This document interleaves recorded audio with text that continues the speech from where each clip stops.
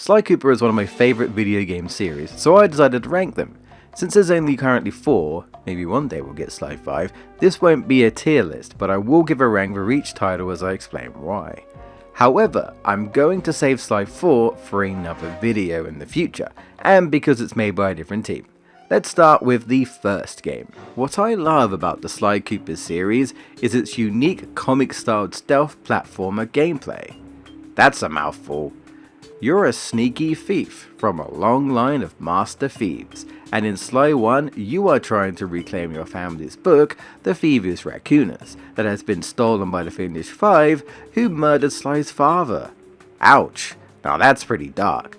Immediately you understand the goal, but Sly is not alone, accompanied by his childhood friends, Bentley the Brains and Murray the Driver, at least in this game.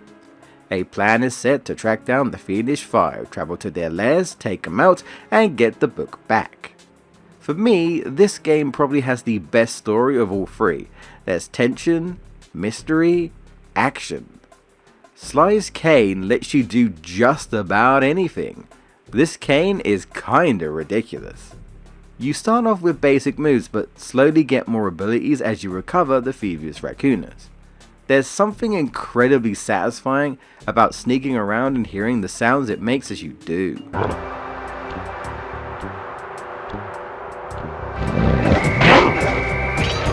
This game might have the best villains of the series as well, especially Clockwork. Such a great enemy to go up against. The parts I don't like are the minigames. I think they are pretty weak in Sly 1. But the main gameplay is such a joy. Sly's mobility is so good, and it only gets better the more you play. I love that he learns moves from his ancestor when he recovers a page. And then there's Carmelita, the foxy cop who can't let Sly out of her sight, and clearly a love interest. The environments you go to are great, with the music setting the atmosphere of each area. Sly 1 is a fantastic starting point into the series. I would probably give it an S on the tier scale. Now the sequel is interesting for me because I bounce between this game and another being my favourite.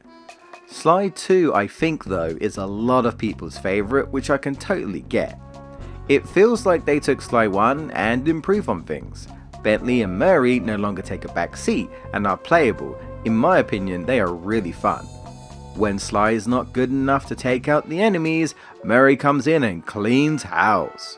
Murray the Brawn, Bentley the Brains, Sly the Thief. Some of the abilities from the first game carry over on top of new ones you can get, and there's quite a few gadgets you can buy and experiment with each character.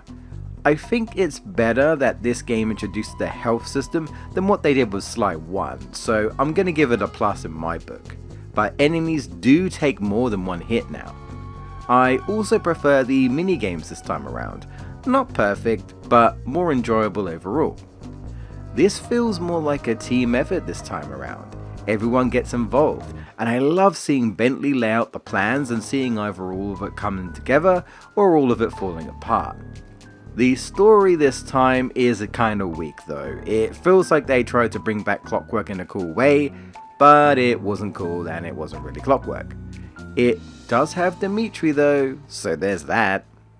There's a lot more lightheartedness and comedy to be had here, but it does have serious moments as well, with some great character development. Sly actually does more thief stuff as well, pickpocketing for money or keys, stealing items to sell at the thief net, stealth kill enemies to be done with them quietly. Sly is just better than he was in the first game. I'd also put this in S tier, but probably above Sly 1. Despite some differences and the premise of many multiple characters this time around, I actually like Sly 3. There's no clue bottles this time, which may bother some people, but strangely, I didn't mind. The story is a bit more interesting compared to the second game. Sly wanted to seek out the secrets and treasure of his family line, the Cooper Vault.